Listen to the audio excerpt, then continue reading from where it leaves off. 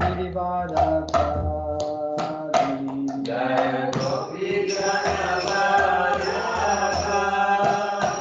Giridharadhari Yasodanandana Vraja Janaranjana Yasodanandana Vraja Janaranjana Yasodanandana Vraja Janaranjana Yasodanandana Vraja Janaranjana Yamuna Tira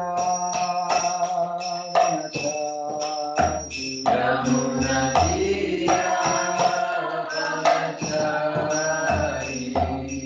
Tira Vanachari Yamuna Tira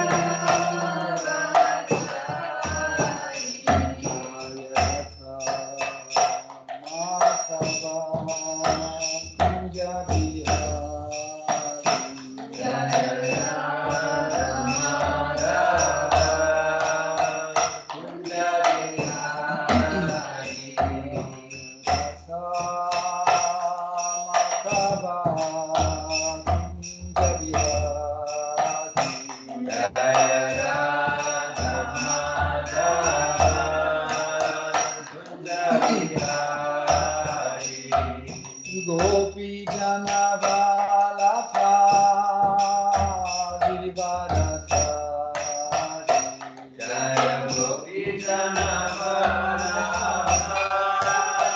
Giridharadhari Gopi Janavalapa Giridharadhari Jaya Gopi Janavalapa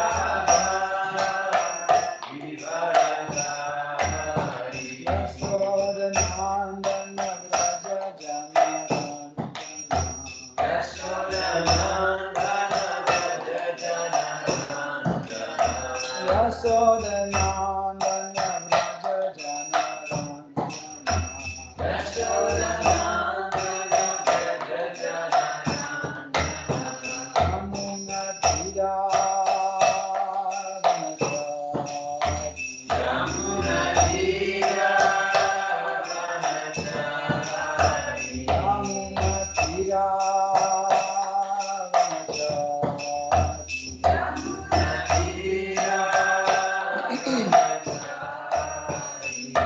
Jaya Radha Madhava Kunja Bihari Jaya Radha Madhava Kunja Bihari Jaya Radha Madhava Kunja Bihari Jaya Radha Madhava Kunja Bihari Hare Krishna Krishna Krishna Hare Hare Hare Rama Hare Rama Rama Rama Hare Hare Krishna Krishna Krishna Hare Hare Hare Rama Hare Rama Rama Rama Hare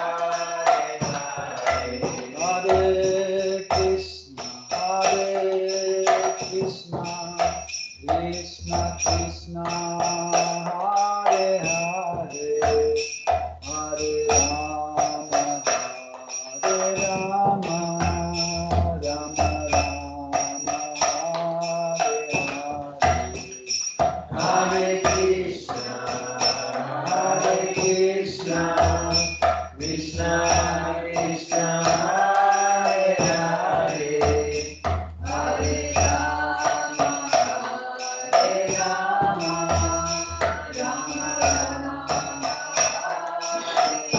Hare Krishna Krishna Krishna Hare Hare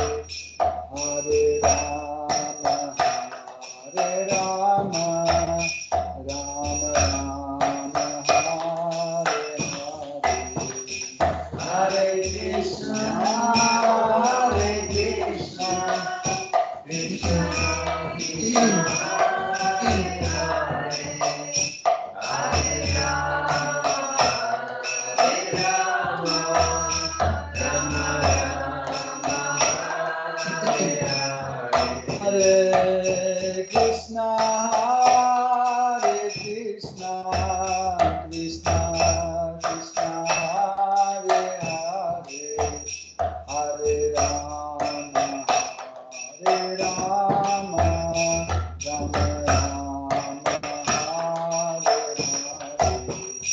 Hare Krishna, Krishna Krishna, Hare Hare, Hare Rama,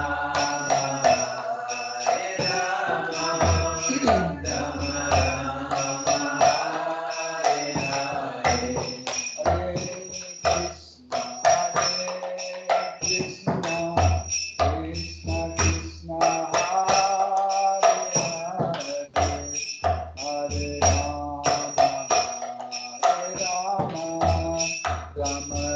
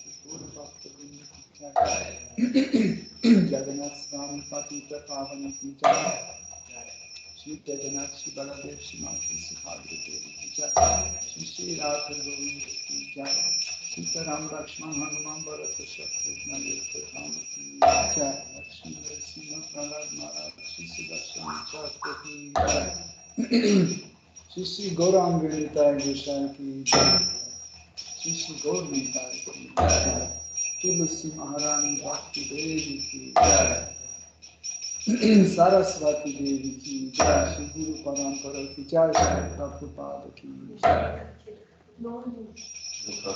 L'enregistrement est là, sinon Prabhupada qui tout ça.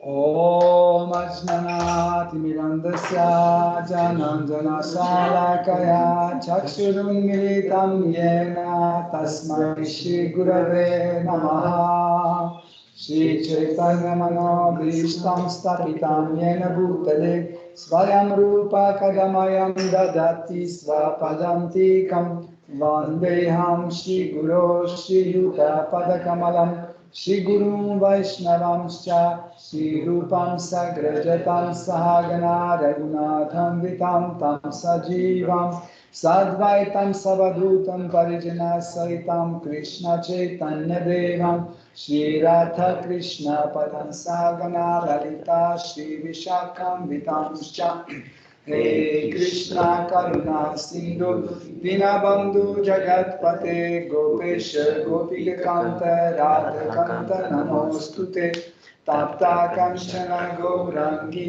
Radhe Vrindavaneshwari Vrishabhanusutte Devi Pranamami Hari Priye Vancha kalpatarubhyascha kripa sindhubhyeva cha patitanam pavanebhyo vaishnavebhyo namo namaha.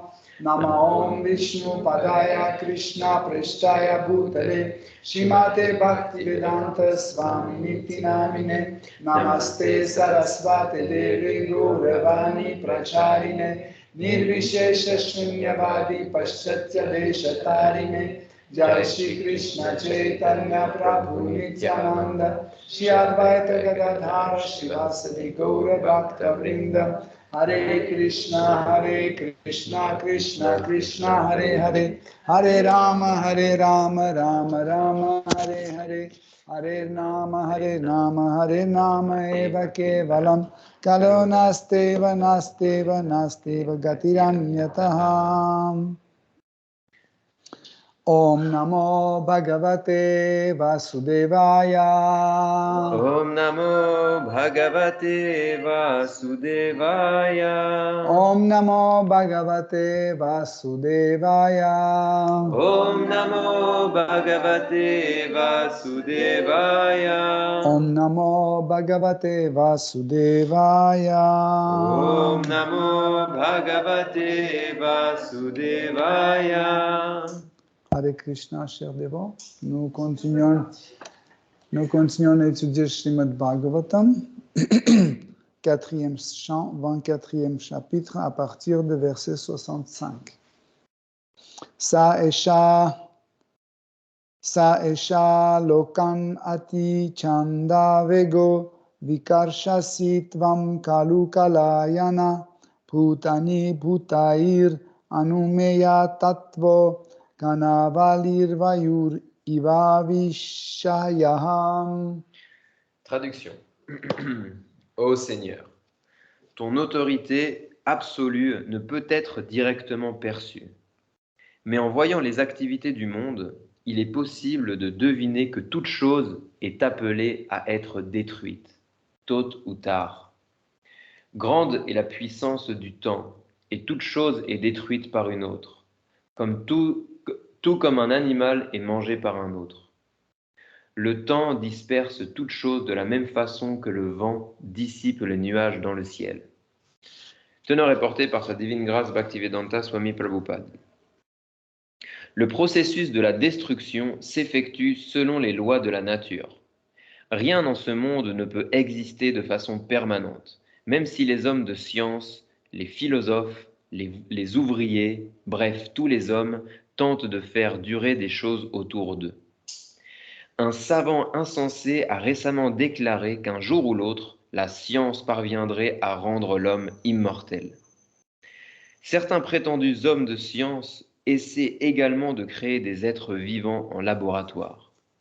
Ainsi, d'une façon ou d'une autre, tous s'emploient à nier l'existence du Seigneur suprême et à rejeter son autorité absolue. Toutefois, le Seigneur est si puissant qu'il anéantit toute chose en revêtant l'aspect de la mort. Comme l'enseigne Krishna dans la Bhagavad Gita, chapitre 10, verset 34, Mrityu sarvaharas chaham, ce qui veut dire « Je suis la mort qui dévore tout ». Pour les athées, le Seigneur est comme la mort, car il leur ravit tout ce qu'ils ont pu accumuler ici-bas. Hiranyakashipu, le père de Prahlad, niait constamment l'existence du Seigneur, et il tenta de tuer son fils de 5 ans à cause de sa foi indéfectible en Dieu. Toutefois, en temps voulu, le Seigneur apparut sous l'aspect de Narasimhadev et tua Hiranyakashipu en présence de son fils. Comme l'enseigne le Srimad Bhagavatam, chant 1, chapitre 13, verset 47, le cours normal des choses veut que chaque être rencontre ainsi la mort. Jivo jivasya jivanam, chaque animal sert de nourriture à un autre. Ainsi, la grenouille est dévorée par le serpent par la mangouste, et la mangouste par un autre animal. De cette façon, le processus de la destruction se poursuit par la volonté suprême du Seigneur. Bien que nous ne puissions directement voir la main du Seigneur, nous pouvons sentir sa présence du fait des destructions qu'il opère. À titre d'exemple, nous pouvons voir les nuages se disperser sous l'effet du vent. De même, bien que nous ne puissions directement voir le Seigneur suprême, nous pouvons néanmoins constater qu'il commande le processus de la destruction. Ce processus poursuit son cours impitoyablement sous la direction du Seigneur. Mais les athées restent aveugles à ce phénomène. Fin des teneurs reportés. Merci. Donc, Srimad Bhagavatam, que nous sommes en train d'étudier, est un des livres sacrés les plus importants, car il contient une information sur Dieu la personne suprême, sur les êtres vivants, sur la nature, sur le monde matériel, sur le monde spirituel, ainsi qu'il explique toutes les nuances de la création de ce monde et il explique aussi le destin des êtres vivants. Ceux qui veulent vraiment atteindre le but de la vie, en fait, le but de la vie doit être accordé avec l'idée que nous sommes éternels. Parce que nous sommes une âme, donc notre but doit correspondre à notre état éternel. Par exemple, si je dis mon but c'est manger une glace, donc ça ne correspond pas à mon état constitutionnel, parce que ça sera vite fini et je continue à vivre sans glace ou de temps en temps, mais donc je dois choisir comme but de la vie quelque chose qui est aussi éternel. Donc, ce monde matériel, par sa nature, est déjà temporaire. Même s'il y a des processus où les éléments qui durent des millions d'années, comme par exemple le soleil qui dure des millions d'années, mais un jour, il va disparaître aussi. Pourquoi? Parce qu'un jour, le soleil a apparu. Tout ce qui apparaît va disparaître. Donc, mais l'âme, c'est un élément spirituel qui est éternel, car l'âme, c'est une petite particule de Dieu, la personne suprême. Et si le Dieu est éternel, donc la particule elle doit être aussi éternelle.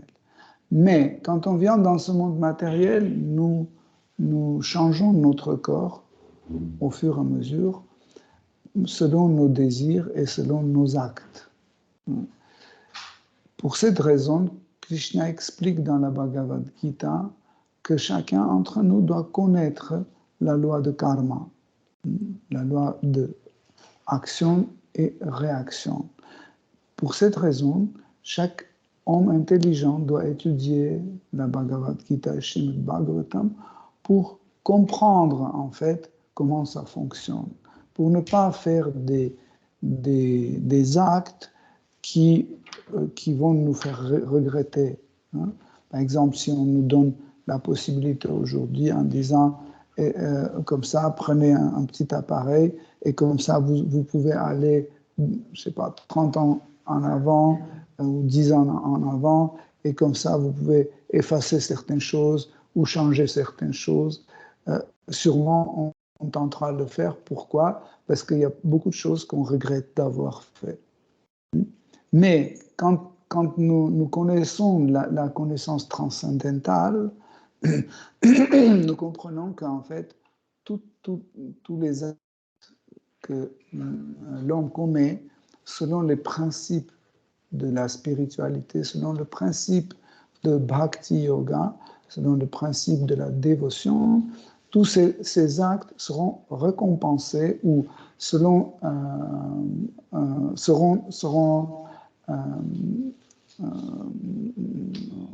ils vont avoir la réponse spirituelle et pas matérielle. Donc, pour cette raison, nous étudions attentivement ces livres sacrés et nous essayons de vivre selon les commandements ou selon les instructions qui est données dans ces livres. Et selon notre pratique, quand on commence à pratiquer tout cela, nous voyons qu'il y a beaucoup d'effets de ça. Donc, ça nous rend sûr que ça marche. Si ça ne marchait pas, on ne pouvait pas continuer aussi longtemps. Si nous continuons en fait suivre ce chemin, cela veut dire que cela marche, cela veut dire que tout ce qui est écrit dans les livres sacrés est correct. Parce que nous avons appliqué ces conseils, nous avons appliqué ces instructions et nous voyons que en fait, le résultat est comme c'est décrit dans les livres sacrés. Donc nous sommes toujours dans l'épisode où Seigneur Shiva glorifie Seigneur suprême, Shri Krishna, et il dit que personne ne peut directement concevoir la grandeur de ton pouvoir ou ta pouvoir. Ton pouvoir. Ça, c'est très intéressant. Hein. Pourquoi? Parce que depuis notre naissance, nous n'avons pas assez de connaissance des choses et nous pensons que les choses, en fait, viennent de différentes sources.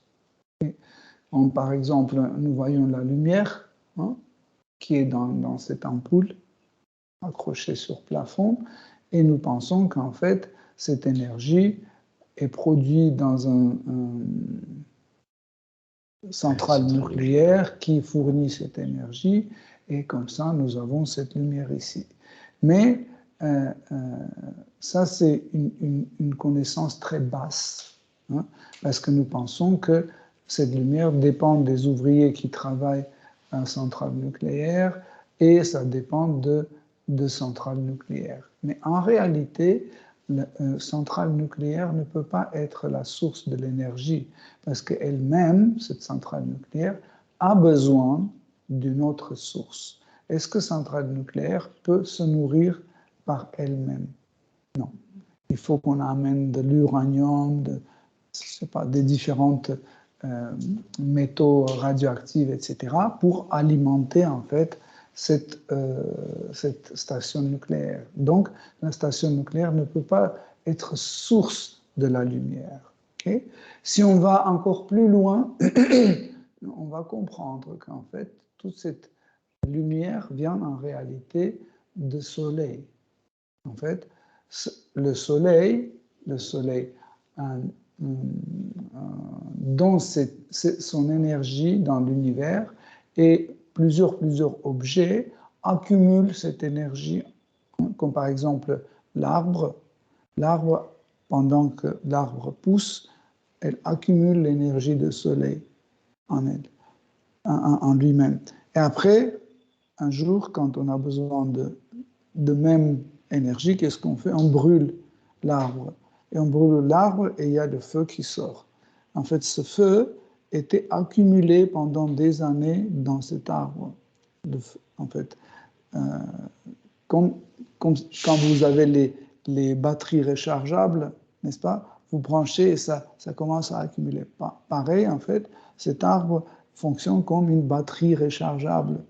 Donc, elle charge, et un jour qu'on a besoin de cette énergie, on le brûle et le même soleil commence en petite quantité bien sûr, commence à sortir de ce bois. Okay? Mais le soleil même ne peut pas être la source de cette énergie non plus. Pourquoi? Parce que si le soleil était la source de cette énergie, le soleil pouvait en fait changer sa taille, par exemple, devenir plus grand ou devenir plus petit selon sa volonté. Le soleil, si elle était autonome et indépendante, il pouvait décider en fait complètement que s'il veut donner le soleil à tels êtres vivants ou il ne donne pas à tel être vivant. Okay? Mais nous voyons qu'en fait, le soleil distribue son énergie selon le karma des êtres vivants. Si un être vivant a mérité d'avoir telle quantité de l'énergie, le soleil ne peut pas supprimer cette énergie ou ne pas donner, parce qu'il est sous la loi des karmas. Et en fait, qui est celui qui impose le karma dans ce monde matériel et qui dirige le karma des êtres vivants, c'est Dieu, la personne suprême.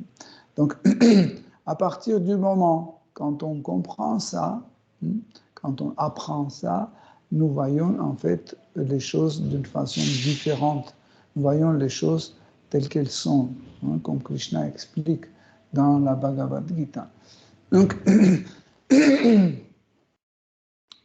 si vous vous souvenez, dans le même 4e chant, nous avons étudié la philosophie Sankhya. Et on a dit qu'en fait, cette philosophie nous aide à retrouver la vérité absolue, Seigneur suprême, à travers les études de ce monde matériel. Ça veut dire, nous commençons à étudier comment ça fonctionne, comment ce monde matériel fonctionne, et nous arriverons à une conclusion que derrière tout cela, il y a Dieu, il doit avoir quelqu'un. Et ce quelqu'un est Dieu, le plus puissant, le plus grand, plus petit, ou autrement dit, l'absolu. Donc,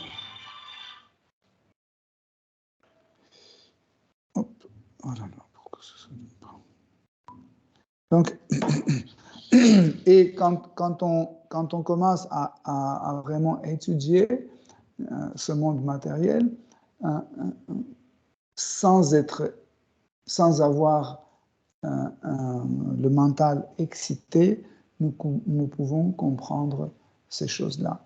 Nous pouvons poser une question: pourquoi aujourd'hui les scientifiques qui étudient ce monde, ils n'arrivent pas à une conclusion que Dieu existe?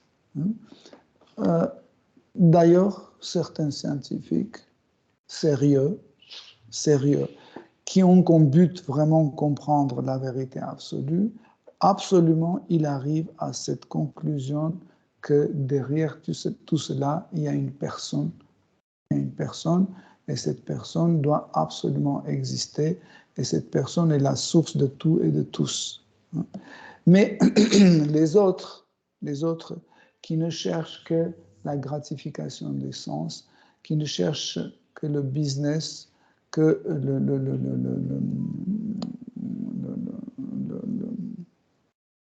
le désir en fait de vivre cette vie comme ils veulent à leur convenance, ces personnes-là, ils ne vont jamais arriver à la vérité absolue. Pourquoi? Parce qu'en étudiant ce monde matériel, nous découvrons des choses. Et à la place de continuer nos recherches pour comprendre ce monde, tout ce que nous avons découvert, on veut le mettre tout de suite dans notre usage de vie quotidienne, à notre profit immédiatement. Vous voyez? Par exemple, dès qu'on a découvert l'électricité, tout de suite, on a mis à nos profits, tout de suite. Et à la place de continuer des recherches pour comprendre finalement qu'est-ce que c'est l'électricité en réalité, d'où ça vient et pourquoi ça vient, pourquoi l'électricité existe, nous disons, voilà, je peux utiliser l'électricité pour laver mes affaires, je peux faire ceci, etc. Donc, et mon intention d'aller vers la vérité absolue dévie tout de suite et je commence à chercher autre chose. En fait, cette déviation est très dangereuse même pour les spiritualistes. Par exemple, il y a des personnes qui font la pratique d'Ashtanga Yoga, le yoga mystique, et en fait, au départ, ils renoncent à toutes les choses qui sont nuisibles pour leur pratique, qui deviennent un obstacle pour leur pratique. Après, ils commencent leur pratique, ils commencent à maîtriser leur sens, leur mental, etc. Même après avoir coupé le lien entre les objets de sens et les sens, il arrive à une concentration extraordinaire, ou à ce niveau-là de concentration maximale, ils arrivent à faire des choses un peu mystiques, hein, il commence à avoir des pouvoirs mystiques. Et dès que ce pouvoir mystique arrive, il dévie souvent. À 99%, il commence à dévier. Pourquoi? Parce que ce pouvoir mystique peut gratifier nos sens. Par exemple, imaginez quelqu'un qui est très très pauvre, très très pauvre, malade, etc., etc. Et du coup, on lui donne le chemin de Ashtanga Yoga et tout de suite, sa santé est maintenue, tout de suite le rétablit, la santé est rétablie et dès qu'il a son pouvoir mystique, qu'est-ce qu'il fait? Il commence à construire les palais par son pouvoir mystique, il amène les femmes, l'argent, etc., etc. Et le but pour lequel il a commencé cette pratique est tout de suite oublié. Donc, pour cela, en fait, quand Shikapila explique le principe de philosophie Sankhya, ou la pratique de Sankhya Yoga, tout en premier, il explique le but pour lequel on doit étudier ce monde. Ça ne veut pas dire que si nous sommes des spiritualistes, nous ne devons jamais étudier ce monde matériel, comment il fonctionne. Non, au contraire. En étudiant ce monde matériel, nous constatons qu'il est dirigé par le Seigneur suprême. Nous constatons que ce monde matériel ne peut pas marcher seul. Okay? Srimad Bhagavatam explique, il dit, un dévot de Krishna, un fidèle de Dieu, doit étudier ce monde à tel niveau, à tel degré, qui lui aide à comprendre Dieu. Si c'est OK, il étudie jusqu'à ce degré. S'il va plus et son attention dévie de Dieu, il va arrêter cette contemplation de ce monde matériel ou cette étude du monde matériel. Okay? Une autre phrase aussi de même Srimad Bhagavatam, il dit que nous ne pouvons jamais étudier ce monde matériel jusqu'au bout, parce qu'il est très très compliqué. Pas seulement compliqué pour une vie ou deux vies ou 1 million de vies. Si vous vivez dans le monde matériel éternellement, même en vivant éternellement dans le monde matériel, nous ne pouvons pas comprendre ce monde matériel. Pourquoi? Parce que derrière ce monde matériel est Shri Krishna. Et Shri Krishna, il est vraiment difficile à concevoir. On peut comprendre certaines choses, mais car Krishna est infini, donc nous ne pouvons pas tout comprendre. On va infiniment comprendre des choses. Le problème aussi qui apparaît pendant l'étude de ce monde matériel, c'est l'excitation des sens. Quand on rentre en contact avec l'énergie matérielle, tout de suite nos sens deviennent excités. Vous savez pourquoi? Parce que l'énergie matérielle, par sa nature, est féminine. Et oui, c'est comme ça. Et en fait, elle est excitante. C'est pour ça que l'homme, depuis la naissance de l'humanité, l'homme et tous les êtres vivants veulent toujours profiter de la nature. Hein? Où nous prenons des choses, toujours dans la nature. Hein? Pourquoi? Parce qu'en fait, ce contact est très excitant, très agréable. On va dans la mer, on nage dans la mer, on s'allonge sur la plage, on cueille les herbes, on goûte les cerises, tout où on regarde un joli paysage qui s'ouvre depuis les falaises, la mer qui fait les vagues. Tout ça, c'est la nature. Qu'est-ce qu'on fait? On profite de cette nature. Pourquoi? Parce que ce contact est excitant. Ce contact est très, très excitant. Voilà pourquoi, en fait, nous dévions toujours dans notre tâche. Par exemple, on est en train de faire nos devoirs, etc. Et hop, il y a un mot, quelque chose qu'on découvre dans notre texte, et hop, notre mental est parti parce qu'il devient excité. Ou par exemple, on mange quelque chose et on tombe sur les cacahuètes et on oublie tout le reste du repas et on commence à manger des cacahuètes, etc. Et ça, ou par exemple, on va au travail et puis on voit une jolie femme et on oublie qu'est-ce qu'on doit faire au travail, on ne pense qu'à elle ou à lui. Vous voyez, c'est toujours comme ça. C'est la nature de l'énergie matérielle. Elle est faite pour faire plaisir à Krishna. Elle est faite pour faire plaisir à Krishna.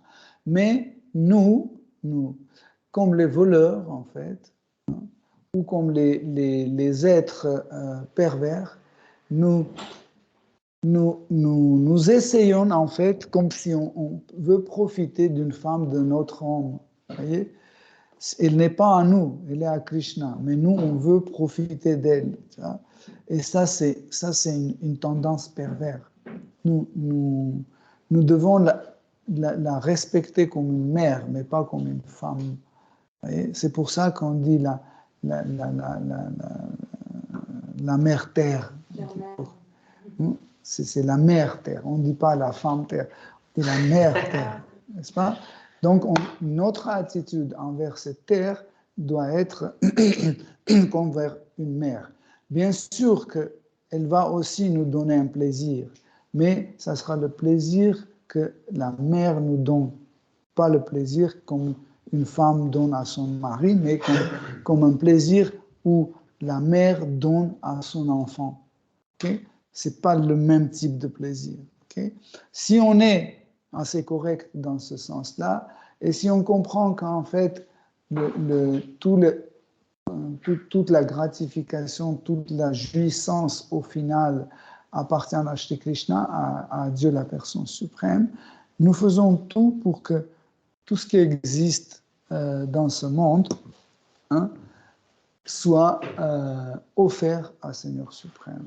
C'est pour ça que, par exemple, nous offrons la nourriture qu'on doit manger. Tout d'abord, on offre à Krishna. Nous offrons à Krishna pour que Krishna, le premier, le goûte. Quand il goûte, il est content parce que nous voudrions lui faire plaisir. Par exemple, même quand on achète les vêtements, on lui offre d'abord des vêtements. Quand on construit une maison, on invite Krishna en premier visiter cette maison. Donc, comme ça, en fait, nous rétablissons nos relations avec Shri Krishna. Et cette relation, en fait, nous aide à vivre dans ce monde correctement. Correctement, ça veut dire d'une façon plaisante pour Krishna. Ça veut dire Krishna regarde comment on vit dans ce monde et ça lui plaît. Autre chose que dans ce verset, Seigneur Shiva dit, il dit que celui qui contemple le monde, il peut apercevoir que au final, chaque chose va disparaître avec le temps, que le temps dévore tout. Le temps fait disparaître chaque chose. Hier, Rasaila, pendant sa conférence, a touché ce sujet un peu. Donc, le temps, Kala Shakti, l'énergie du temps, est dans la catégorie de Sandhini Shakti, l'énergie d'existence. Cela veut dire que c'est le temps qui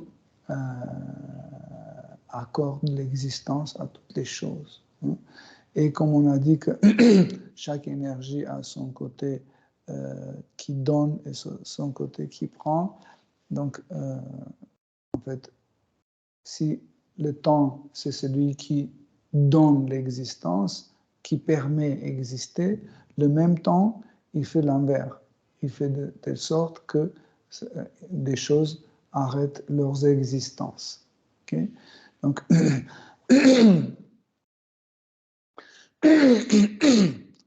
mais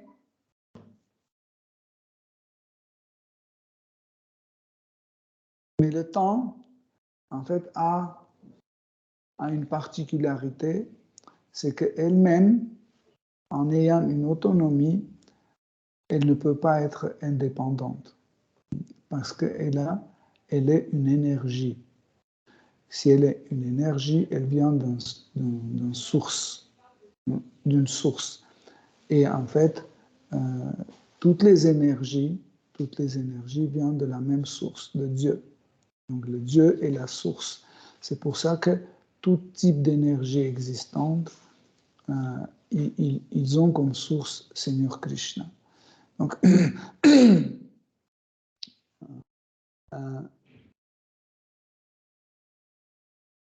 l'énergie existe parce que la source existe. Tant que la source existe, l'énergie existe. Comme ça, nous comprenons que ce monde matériel qui se manifeste d'une façon temporaire, un jour, il est anéanti et il disparaît, ça ne veut pas dire que l'énergie matérielle a disparu. Par exemple, à la fin de ce qu'on appelle la fin du monde, quand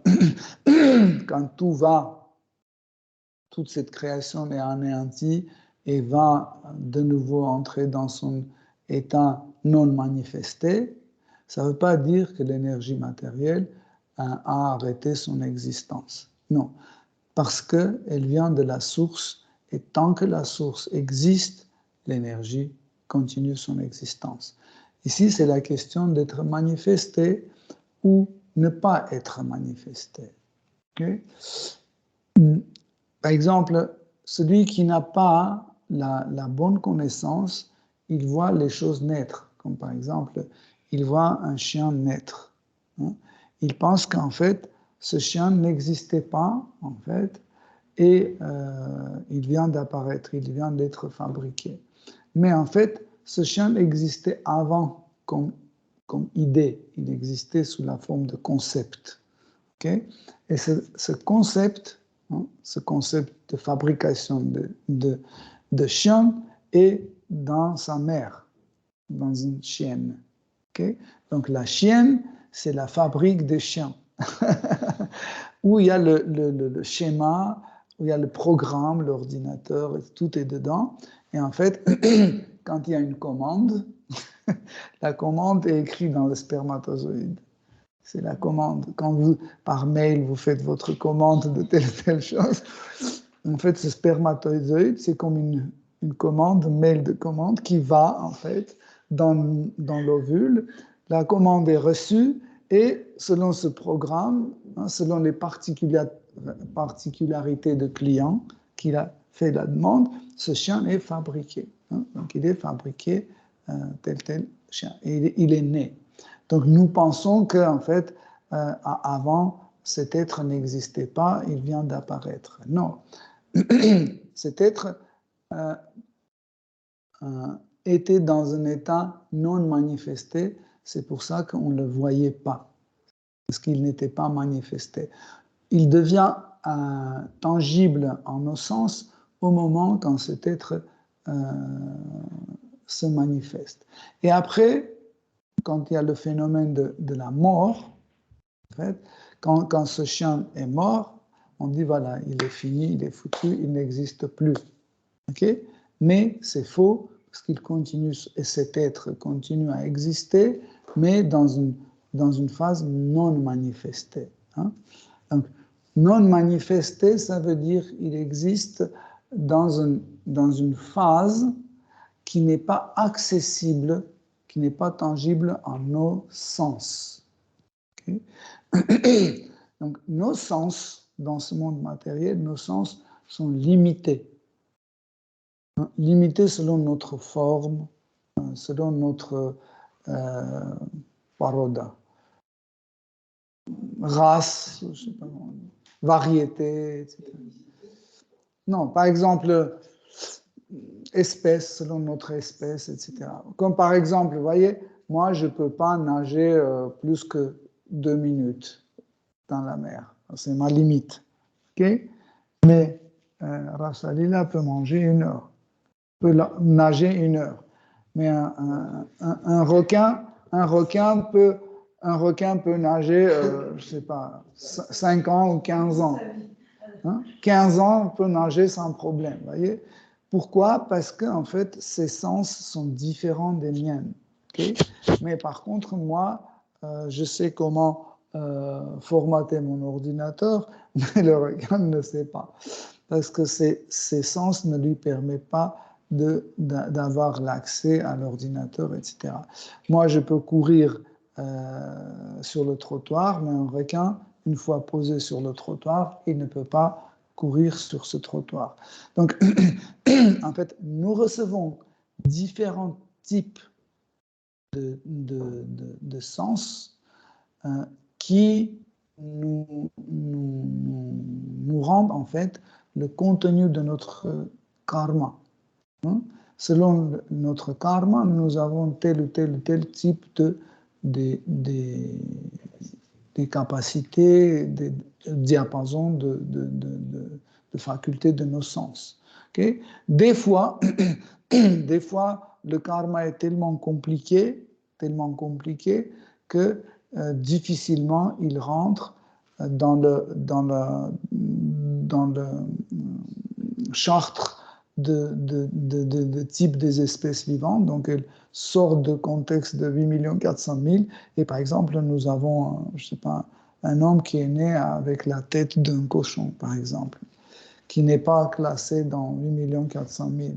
Okay? Ou par exemple, il y a un chien qui est né, je sais pas, avec les mains d'un homme, ou etc., etc. Donc, c'est les versions d'un karma très compliqué. Donc, sûrement, pour cela, il y a une raison. Sûrement, il y a une histoire pourquoi c'était comme ça. Mais nous ne connaissons pas l'histoire des êtres vivants. Mais Krishna, qui est directement branché sur nos sens, il est immédiatement au courant de tout ce qui se passe. Par exemple, je donne la conférence, Krishna est branché à mes oreilles, à mon mental, à ma langue, etc. Et tout de suite, il écoute ce que j'écoute, il sent ce que je dis, ce que je revis, etc. immédiatement et dans mon degré. Okay? Mais il revit aussi la même chose dans son degré. Par exemple, j'ai coupé mon doigt. Ça saigne, ça me fait mal. Okay? Pour moi, c'est catastrophique. Catastrophique. Ça, c'est mon degré. Et il le sent, il revit ça. Mais aussi, il sent la même chose comme Dieu, la personne suprême. Pour lui, c'est rien du tout. Ok? C'est pas qu'il est seulement, il sent comme nous, mais il sent aussi comme lui-même. Okay? C'est pour cela qu'il peut occuper la place de Paramatma, l'âme suprême, et diriger le karma et diriger le monde entier. S'il n'avait pas cette capacité de prendre à son degré qu'à notre degré, il ne pouvait pas diriger le monde, il ne pouvait pas nous interdire quoi que ce soit. Okay? Ça, c'est important à comprendre. Ça, c'est la priorité de Paramatma. Et une autre priorité de Paramatma, Paramatma, c'est Dieu, la personne suprême, dans chaque être vivant, dans le cœur de chaque être vivant. Une autre priorité de Paramatma, c'est que Paramatma peut revivre tout en parallèle, simultanément. Par exemple, avec moi, Paramatma souffre. Hein? Je veux dire propriété. Qu'est-ce que j'ai dit? Je veux dire priorité. La priorité par rapport à nous. Aravelutsun. C'est ce que nous n'avons pas, mais lui, il l'a. Propriété. Priorité, c'est comme si tu avais une urgence plus importante. Ou avantage. Avantage. Voilà. Oui. Non, avantage, oui. Désolé, excusez-moi. Donc, avantage. Un autre avantage de Paramatma, que Paramatma peut tout sentir en parallèle, en même temps. Par exemple, avec moi, Paramatma souffre, et simultanément, avec Patita, elle est en extase parce qu'il a mangé un chocolat blanc. 2 barquettes. 2 barquettes. Et moi, je n'ai pas mangé, je suis en train de pleurer. Vous voyez? Et avec quelqu'un d'autre, parce que demain, il va avoir sa voiture ou, je ne sais pas, un nouveau habit ou autre chose. Vous voyez? C'est ça qui est extraordinaire. Nous ne pouvons pas faire ça. Pourquoi? Parce que nos sens sont limités selon notre karma. Mais dans le monde spirituel, ce qui se passe, hein, Krishna nous permet d'avoir une autre diapason de nos sens, de capacité de nos sens, qui est limitée par notre rasa, par notre type de relation. Ok? Voilà. Donc, Hare Krishna, si je ne voulais pas trop alourdir parce que c'est déjà un peu difficile à comprendre. Si vous avez des questions, des commentaires. Vas-y. Parce que du coup, j'ai pas trop compris quand vous parliez de la relation qu'on a avec le matériel. Ah oui. Oui, donc je répète. En gros, oui, j'avais pas trop compris du coup le rapport qu'on a avec le monde matériel. Du coup, qu'en gros, il fallait plus le respecter comme une mère, du coup, la mère terre. Mais du coup, ça veut dire quoi dans les faits? Comment tu sais reconnaître ton rapport à elle?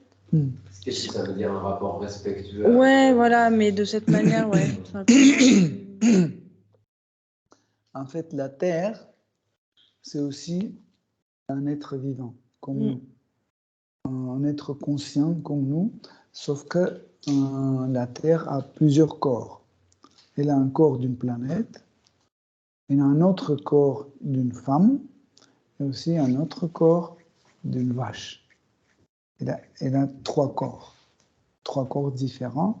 Et dans les relations avec des êtres vivants ou avec Dieu, la personne suprême, elle peut entrer dans contact avec tel ou tel ou tel corps. Et sa relation avec Dieu, la personne suprême, c'est une sorte de relation assez intime, ok? Et nous ne pouvons pas, en fait, avoir une relation avec Terre qui empêche, en fait, de se dérouler les relations avec Krishna de la Terre. Comme par exemple, par exemple, imagine qu'une femme arrive et dérange que tu as tes relations avec ton mari.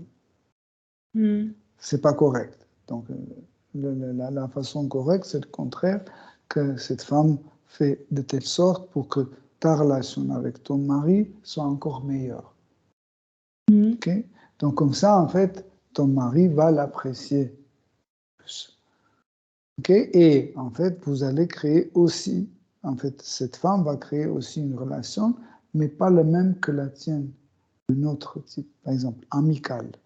Relation amicale. Oui, c'est ça, d'accord. Okay? Donc, en effet, chacun d'entre nous a originellement, dans notre nature profonde, originellement, nous avons un type de relation d'amour avec Krishna. Par exemple, ça peut être comme maître et serviteur, ça peut être amical, ça peut être conjugal, ça peut être parental. Par exemple, tu peux te sentir comme mère de Krishna ou père de Krishna. Ça veut dire que tu vas à Krishna et tu sens qu'il est tout petit, qu'il est ton fils, etc. Et ce n'est pas des sentiments que nous choisissons. Ça se manifeste. Et pour vous, c'est quoi? C'est pas encore manifesté. Ah d'accord, ok. mais ça se manifeste au fur et à mesure, ça se manifeste. C'est pas quelque chose qu'on peut commander ou c'est pas quelque chose que nous pouvons inventer, même pas vouloir. Ça vient tout seul. Quand on commence à servir Krishna, au fur et à mesure, ce contact en fait réveille en nous cet amour et qui se manifeste au fur et à mesure. Et tu commences à remarquer qu'il y a certaines choses que tu préfères faire avec lui et certaines choses que tu n'aimes pas faire. Par exemple, imagine que originellement tu es le parent de Krishna, mais tu ne sais pas ça. Et au fur et à mesure, quand tu le sers, tu découvres que tu aimes bien le nourrir. Tu aimes bien de lui dire, je sais pas, bonne nuit, chanter quelque chose pour qu'il aille dormir, etc. Tu aimes bien le protéger. Tu comprends? Ouais, Comme ça, tu découvres en fait, tu découvres en fait ton côté paternel, maternel, découvre parce que ça commence à se manifester. Mais ça se manifeste seulement quand on établit cette relation de service avec lui. Quand on commence le service, ça se manifeste au fur et à mesure. Ok, ça marche. Ok, ouais, je sais pas, j'étais montré. Ok, d'accord. Et du coup, quand vous parlez du coup, en fonction du type de relation que l'on a, parce qu'en fait, c'est quoi? C'est en gros, c'est la Terre et Krishna. Donc pour moi, c'est vraiment les deux pôles. Finalement, c'est Krishna, c'est le supérieur, et la Terre, c'est. La Terre, c'est aussi, comme j'ai dit, la Terre, c'est aussi. Et ça fait un tout. Un être vivant qui nous abrite sur son corps. La Lune aussi, c'est un autre être vivant. Toutes les planètes, ce sont différents êtres vivants.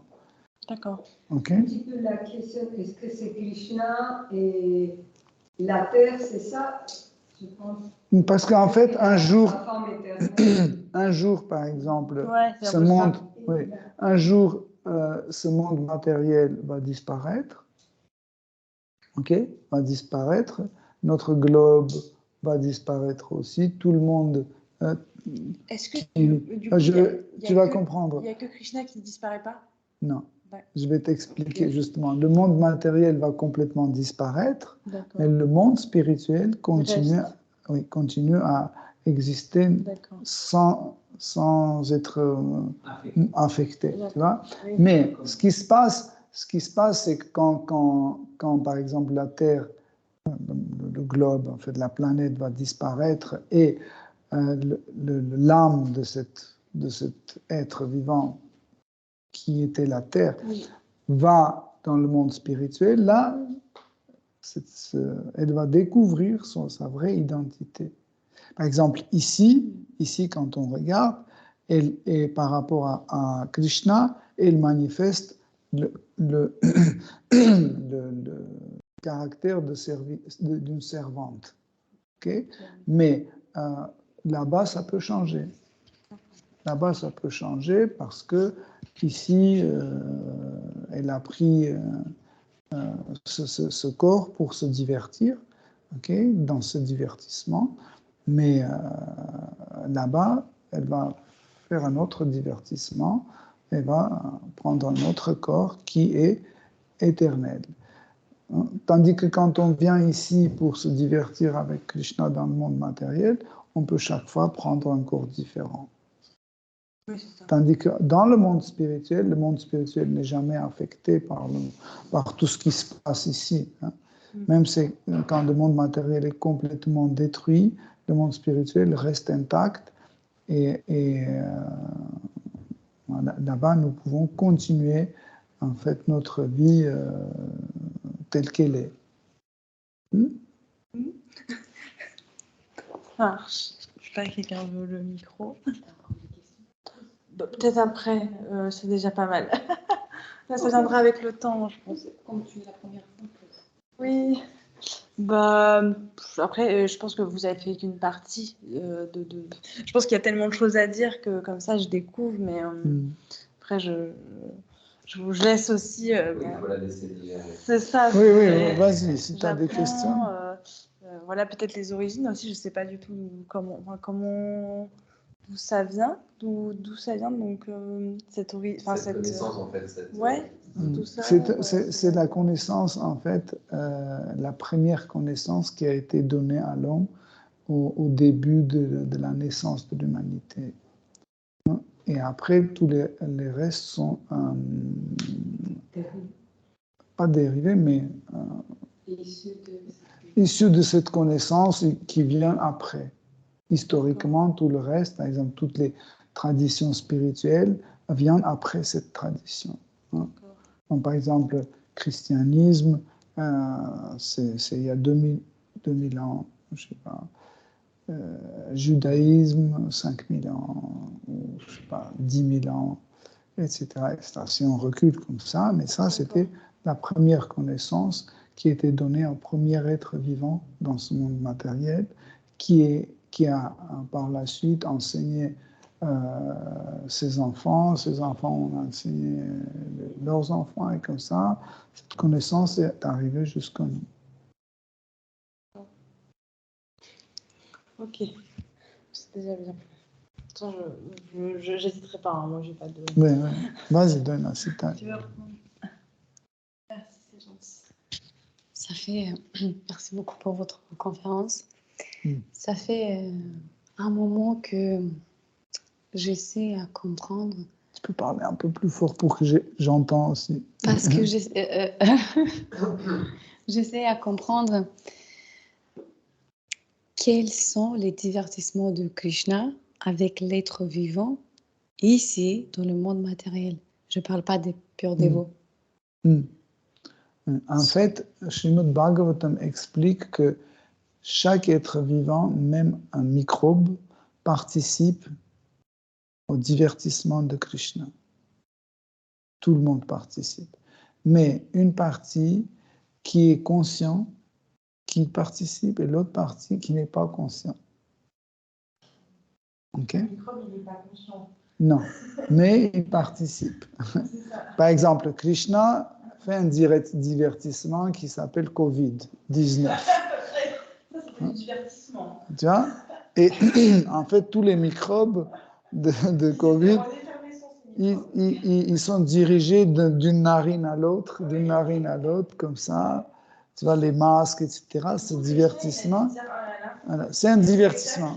Tu vois? Mais ceux qui ne sont pas conscients, comme des microbes ou les malades qui pensent que ça vient des microbes, ils ne pensent pas que chaque chose, même Covid-19, c'est la miséricorde de Krishna. Ils ne comprennent pas, donc ils sont ceux qui participent sans être conscients de ça. Mais ceux qui sont conscients, et par exemple ils tombent malades, ils disent « Ah, c'est une miséricorde de Krishna ». Donc comme ça, ils participent à ce divertissement. Ils commencent à trouver une solution, on fait des trucs avec l'huile essentielle, on boit, etc. Voilà. Et en fait, même malade, on continue de chanter Hare Krishna, Krishna Krishna, Hare Hare. Et Krishna dit, regarde mon dévot, il est malade Covid avec 40 degrés de la fièvre, mais il continue à chanter Hare Krishna et il est très content. Donc, c'est un divertissement. En fait, tout ce qui est lié avec Krishna, Krishna participe d'une façon directe ou indirecte, c'est considéré comme divertissement de Krishna. Parce que Krishna est présent aussi, par exemple, par son nom. Quand on fait Harinam, on fait un Kirtan, c'est un divertissement de Krishna. Ne pensez pas que Krishna n'est pas présent. Ce qu'on a fait au début, c'est des prières. Oui. C'est une salutation. Oui, en fait, c'est une sorte de glorification, de divertissement de Krishna. En général, les mantras qu'on a chantés aujourd'hui, ils sont composés des noms de Krishna. Mais chaque nom de Krishna,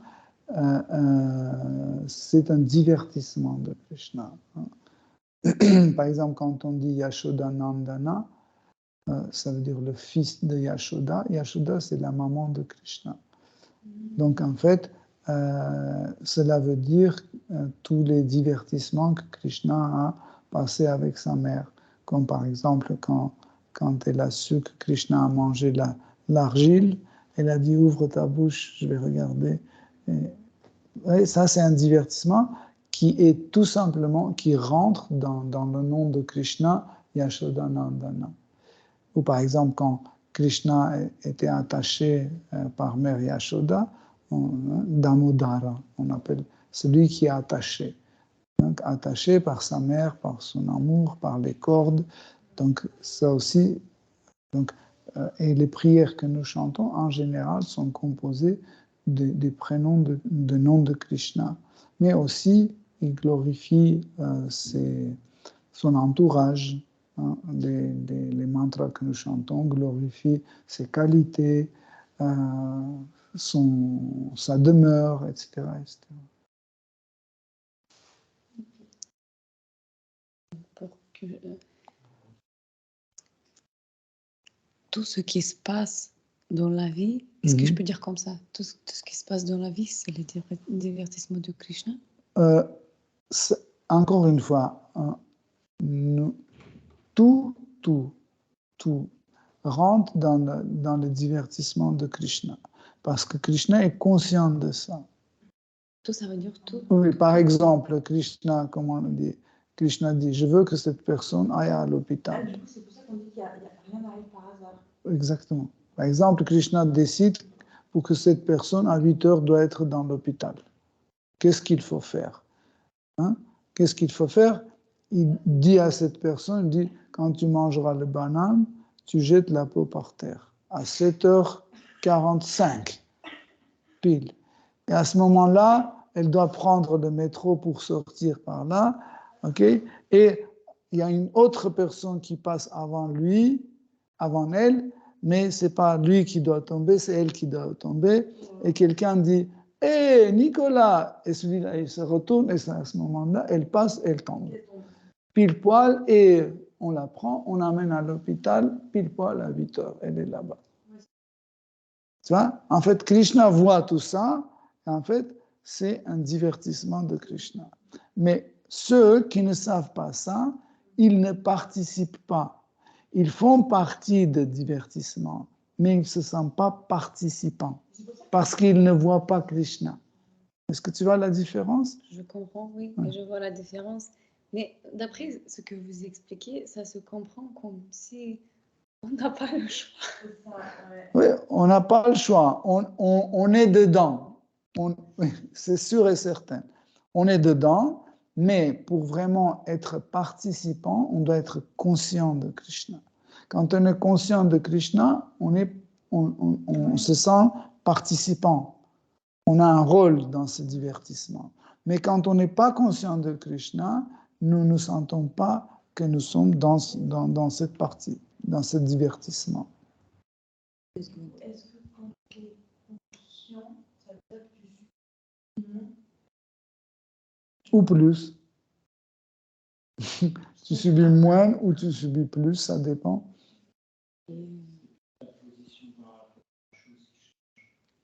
Et comment tu participes dans ce cas-là? Voilà, Krishna, tu comprends, Krishna, tout est plein de miséricorde de toute façon, mais comment tu joues ton rôle? Par exemple, dimanche matin, tu vas te réveiller, tu vas prendre ta douche, petit déjeuner, tu vas cuisiner pour amener le prasad ici. C'est un divertissement de Krishna dans lequel tu participes. Parce que tu es conscient que ce que tu vas amener, les dévots vont apprécier, vont manger, etc. etc. Tu dis que d'abord je dois offrir à Krishna, donc tu l'offres. En plus, tu demandes, s'il te plaît, Krishna, fais de telle sorte pour que tout le monde aime bien, etc., pour que tout le monde soit content. Ça, c'est une participation au divertissement. Okay? C'est une participation directe en divertissement. Sauf que nous pensons que le divertissement, c'est seulement quand Krishna monte la Kalinga Vardhan. Ce genre de grands trucs où, par exemple, comment Vamanadev, en 3 pas, il prend tout l'univers.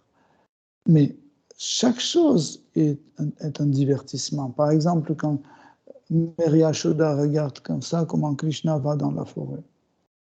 Comme ça, il est en train de regarder. C'est pas un divertissement? C'est un divertissement. Elle est en train de regarder comment petit à petit il va dans la forêt. Elle ne fait rien, elle juste elle regarde. Ça aussi, c'est un divertissement. Tu comprends ça? Et donc, ce que tu dois faire de ton côté, c'est que Krishna prend plaisir plus.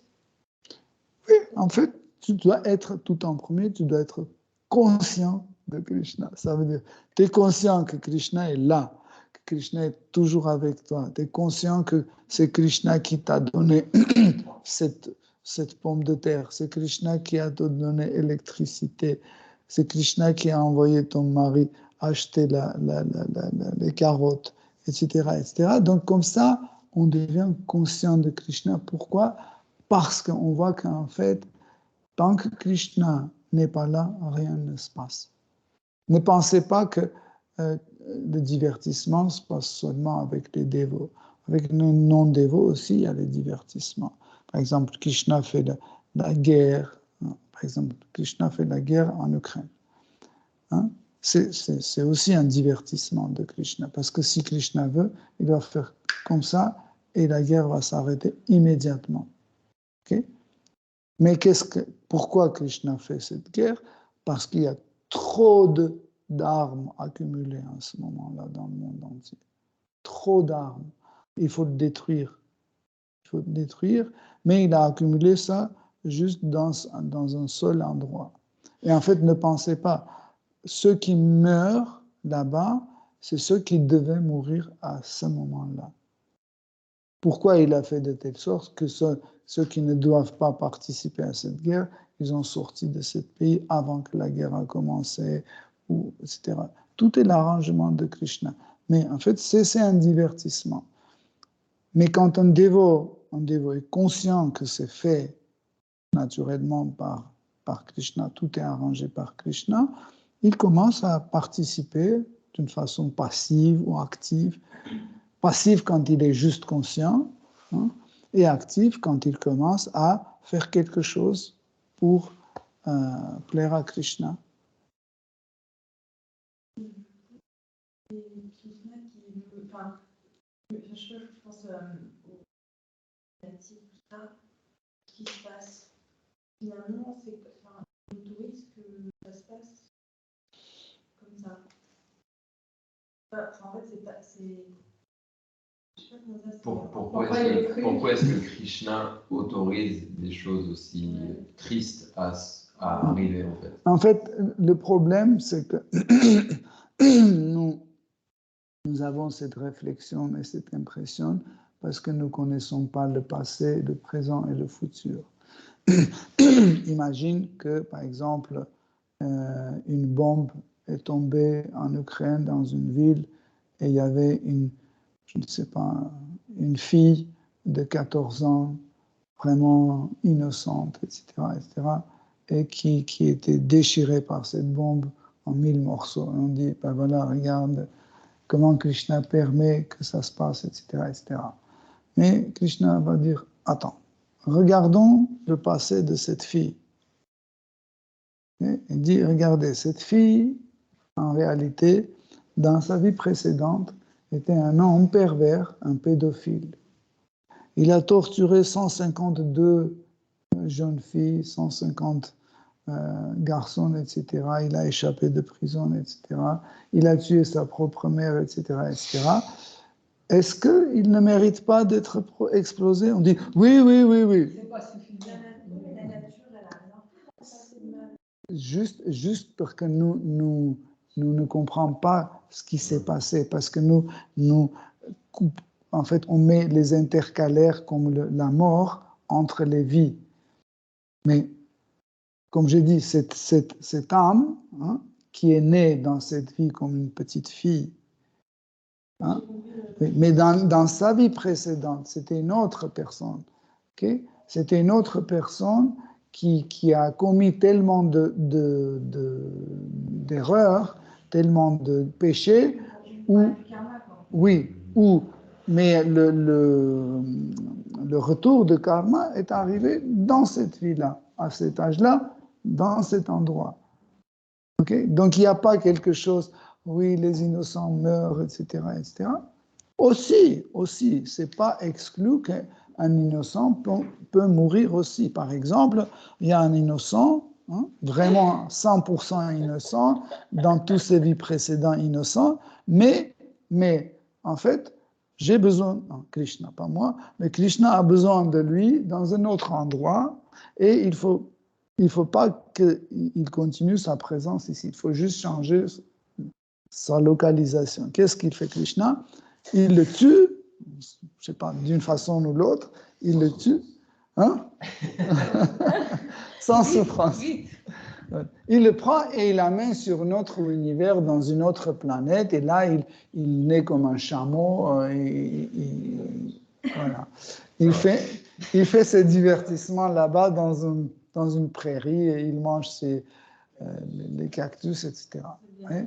Ok, donc ça c'est possible aussi que Krishna peut aussi couper la vie d'un innocent aussi pour une meilleure vie. Hein. Par exemple, imaginez un enfant de imaginez un enfant de 5 ans, hein, un enfant de 5 ans qui est dans une famille pauvre où le père est alcoolique, la mère est hystérique, ce pauvre enfant, il est vraiment innocent, il est tout le temps battu, etc., etc. Et Krishna s'arrange de telle sorte qu'il tombe de vélo et il meurt. Et alors, il est mort, et on peut dire, mais c'est injuste, déjà, il était torturé par ses parents, etc. Pourquoi Krishna lui a pris la vie? Et Krishna fait comme ça, tac, voyons la suite. Et on voit qu'il est par exemple sur la planète édénique, bien installé, avec tous ces trucs. Vous n'allez pas dire, le pauvre enfant, non, dire, ah oui, c'est très bien, très bien. Vous voyez? En fait, nos jugements des choses, souvent, sont des jugements d'un quelqu'un naïf et stupide. Pourquoi? Parce que nous ne connaissons pas le passé, présent et futur. C'est pour ça que... Je ne pas qu'on dit stupide, parce que je pense qu'on n'est pas stupide, on n'est peut-être pas conscient, mais j'aime pas trop le stupide. Non, en fait, il ne faut pas penser stupide dans le sens ignorant. Ignorant. Oui, ignorant. On est ignorant et quand on est ignorant, on ne comprend pas. Mais quand même, des fois, on devient stupide quand on insiste. Quand on insiste, quand on nous dit, mais tu ne connais pas le passé, le présent et le futur. Je dis non, je connais, je vais tout dire, etc. Là. Souvent, c'est parce qu'après, ça ne vient pas de la personne. Ouais. En fait, les choses doivent venir de la personne pour non, mais il ne faut pas... Le mot stupide est péjoratif. Oui, mais moi, je comprends, mais quand même, admettez qu'il y a des personnes stupides aussi. Non? Il n'y a pas? Nous-mêmes. Il y a des moments Parce que si n'a pas la conscience. Regarde, si les gens stupides n'existaient pas, le mot stupide n'existerait pas. Tu es d'accord? Donc, comme le mot pastèque existe, pourquoi? Parce que pastèque existe, n'est-ce pas? Donc, pareil, le mot stupide existe parce que des gens stupides existent. C'est pas nous, hein, on est très intelligents. Mais quelque part, je ne sais pas, en Sibérie, quelque part loin, il y a quelqu'un, peut-être. Moi, je sais pas, je suis pas dans, j'aime pas trop. Enfin, vraiment, chacun est comme il est. Pas conscient. Je prends les gens comme ils sont. Si je vais pardonner cette question, je vais pas. Alors, où est notre choix? Je n'arrive pas à comprendre. Notre choix est toujours avec nous, Doinajan. C'est que, mais croyez-moi, plus on comprend qu'on dépend de Krishna, plus on comprend qu'en fait, sans sa miséricorde, nous ne pouvons rien faire, plus notre choix grandit. La diapason de notre choix est plus grand. Dans ce contexte où tu comprends que tout dépend de Krishna, où est le choix que tu fais? Parce qu'il n'y a pas de choix dans ce cas-là. Si. Il y a un choix, et ce choix, c'est que ou tu choisis la vie avec Krishna, ou tu choisis la vie sans Krishna. C'est ça le choix. Il est là, mais tu sais pas. Quand on choisit Krishna, en fait, on devient plus libre. Pourquoi? Parce qu'en fait, c'est comme par exemple, tu vois, un enfant qui n'arrive pas à porter un seau de 10 litres, ok? Et il fait le choix d'aller arroser les plantes avec son frère ou sans son frère. Avec son frère, ça veut dire qu'il va arroser. Sans son frère, il ne pourra pas. Ok? C'est ça. Quand on choisit la vie avec Krishna, on a fait un bon choix. Ça veut dire, je peux avoir ça. Quand on a choisi la vie sans Krishna, donc on peut avoir des choses contraires et pas ce qu'on peut avoir avec Krishna. Et par exemple, avec Non, c'était pour paraphraser ce que disait Akshayananda. Mais c'est parce que aussi, de ce que j'ai compris, c'est qu'on a un aspect que à chaque fois, en fait, la vie, elle nous présente des situations dans lesquelles on a un champ d'action qui dépend de nos capacités. Par exemple, une personne handicapée, elle va avoir moins de capacités qu'une personne qui est en forme. Et plus on s'approche de Krishna, plus en fait notre karma est purgé, plus aussi notre champ d'action grandit. Et enfin, oui, non, mais aussi quelque je chose comprends. plus flagrant. C'est qui a choisi vivre dans le monde matériel, Krishna ou toi? C'est toi qui as choisi, n'est-ce pas? C'est ton choix d'être ici. C'est pas Krishna qui t'a imposé de venir et rester ici. Et jusqu'à maintenant, si tu restes là, c'est qui choisit? Krishna ou c'est toi? C'est ton choix. avec ça. Tu vois? C'est ton choix. Mais aussi, je pense que c'est le problème.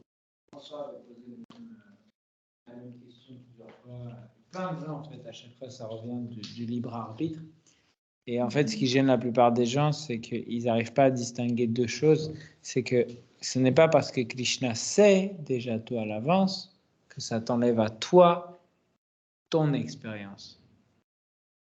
Tu vois ce que je veux dire?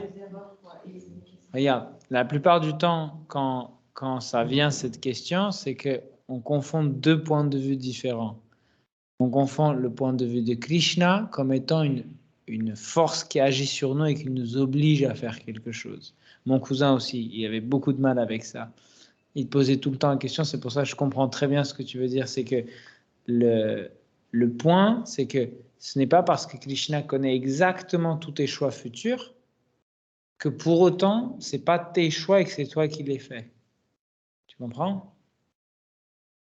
Ça veut dire que toi, tu vas choisir, par exemple, de rentrer et de ne pas monter dans le métro qui arrive parce qu'il y a trop de gens.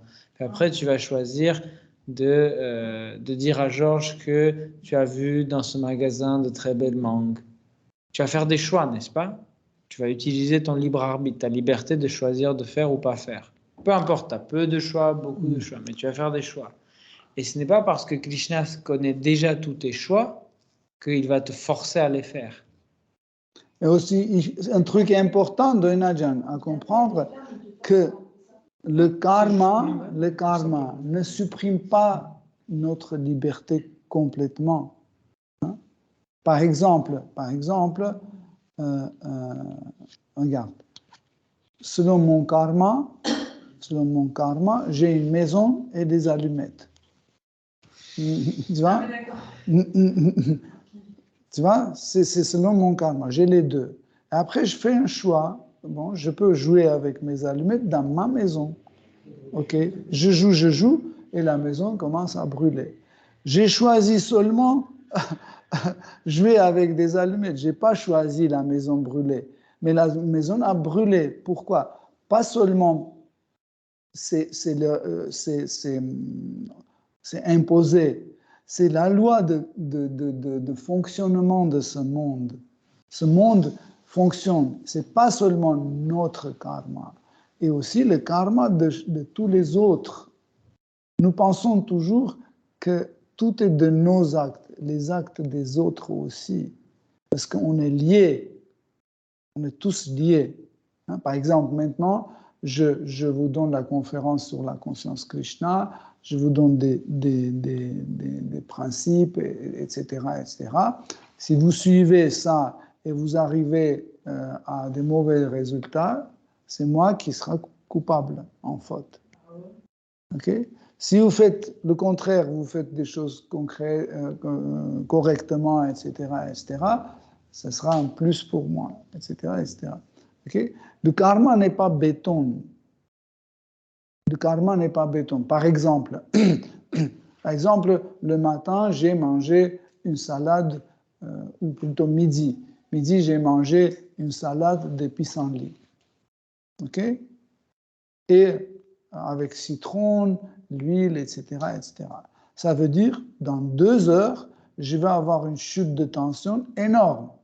C'est karma, action, réaction, n'est-ce pas? Mais ce n'est pas comme ça que, en fait, la chute de tension est inévitable parce que j'ai mangé cette salade. Parce que 1 heure après, je peux boire un jus de raisin. Voilà. Et comme ça, en fait, 2 heures après, ma tension ne sera pas en chute. Pourquoi? Parce que j'ai utilisé une autre action.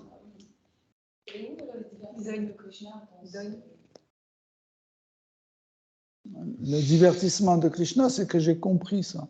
Par exemple, où je lui ai offert cette salade, il a mangé et je dis, Krishna, c'est génial, ta tension ne chute pas. La mienne, oui, c'est aussi, tu peux manger tant que tu veux les pissenlits, mais moi, je ne peux pas. Juste essayons de comprendre en fait que le divertissement de Krishna, c'est quand Krishna rentre en contact avec son dévot. C'est déjà divertissement. Par exemple, quand Krishna dit à Narada Muni, vous vous souvenez quand Narada Muni était tout petit, il faisait sa méditation et Krishna a apparu dans sa méditation, il a fait « Waouh !» et brusquement il a sorti de la méditation et Krishna est sorti aussi de sa vision. Il a fermé les yeux, il a fait des efforts et Krishna ne revenait plus. Il a commencé à pleurer, etc. Et Krishna, sans lui apparaître, il a entendu la voix de Krishna qui lui dit « En fait, je suis apparu pour que tu t'attaches à moi et ensuite je suis disparu pour que ton attachement soit renforcé. » Tu vois? Donc, ça pouvait durer, je ne sais pas, 3-4 minutes, mais c'est un divertissement. Ou par exemple, quand sur l'autel, tu mets, je sais pas, une fleur dans la main de Radharani, ça tombe.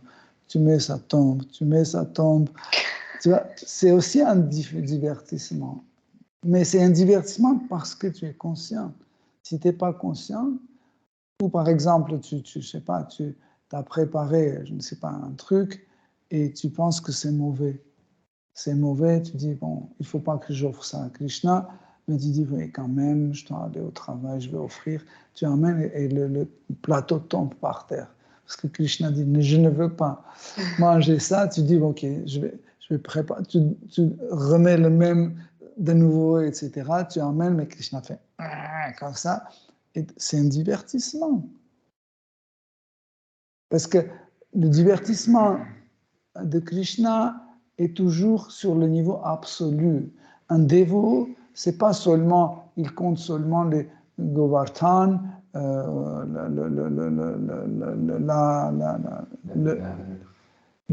ne sais pas, la danse Rasa Lila, la libération de Hiranyaksha et Hiranyakasha.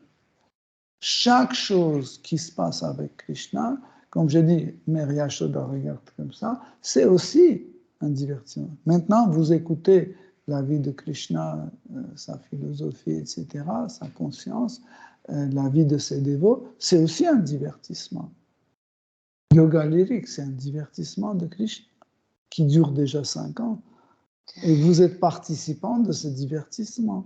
c'est un divertissement. Yoga lyrique, c'est un divertissement. Ceux qui sont conscients, ils sont en extase parce qu'ils savent, waouh, chaque soir, je participe à ce divertissement. Mais ceux qui ne sont pas au courant, ils disent, je ne vais pas y aller, ce n'est pas intéressant. Donc, ils ne participent pas. Ils participent à un autre divertissement qui ne s'appelle pas yoga lyrique. S'il est conscient. Tant qu'on est conscient, en fait, qu'on est en relation avec Krishna, c'est un divertissement. J'ai compris. Merci. Ok. Hare Krishna, chers dévots. Shri Srimad Bhagavatam ki jai, Shri Prabhupada ki jai. Toute gloire aux dévots assemblés.